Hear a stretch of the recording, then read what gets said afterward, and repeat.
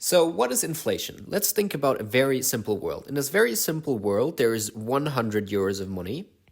Someone just printed 100 euros. And there is just one good, it's apples, and there's 100 apples.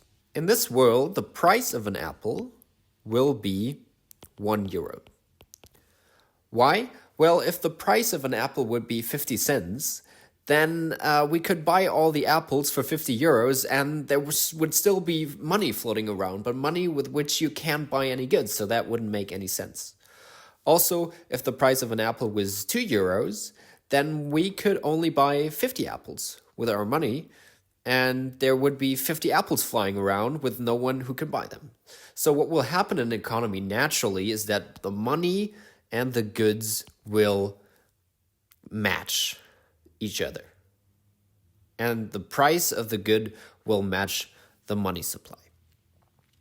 So let's think about what happens if maybe a crazy Russian dictator comes and he destroys half of the apples. He starts a war, so in the end we only have 50 apples left, but we still have our 100 euros of money, right? Because this is just the world we live in. Someone printed 100 euros of money. So what will happen to the price of the apple? Well, now the price of the apple will be 2 euros, because as I said, the price of the apple has to match the money supply. And this is what we call inflation. In our old world, we could buy one apple for 1 euro. In our new world, we can buy one apple for 2 euros. In other words, apples got more expensive. And this is really all that inflation is. Now there's a big question. Why do we even have inflation? And the reason is because we want to. And here's why. Well, think about it this way. Our economy works because people buy stuff and demand goods and services. And if I know that my money will be worth less in the future, then I will buy more today, right? If I know, okay, today I can buy 2 apples with 2 euros, tomorrow I can only buy 1 apple, then I have the incentive to buy today.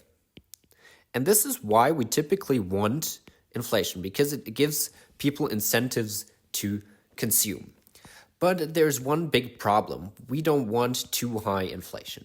Because if inflation gets really high, we run into some problems. First of all, businesses are very unsure. If the prices are changing rapidly, like doubling every week, which sometimes happens in Turkey recently or in South America, then businesses really can't plan.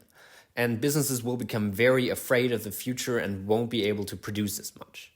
Also, people who have savings accounts will lose a lot of money, because if you have 100 euros on your savings account, then maybe you can buy only half the stuff in a week and only half of the stuff of that in the next week. So actually people who save lose out big time. And we usually as a government want to protect them. So too high inflation is a big issue. And this is why inflation right now is in the news. Inflation right now is at about 6% in Europe, which we consider too high inflation.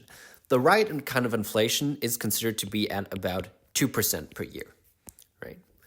And luckily, we have one institution that tries to set the right amount of inflation for an economy. And this is the central bank. And in the next video, we're going to talk about how the central bank deals with inflation.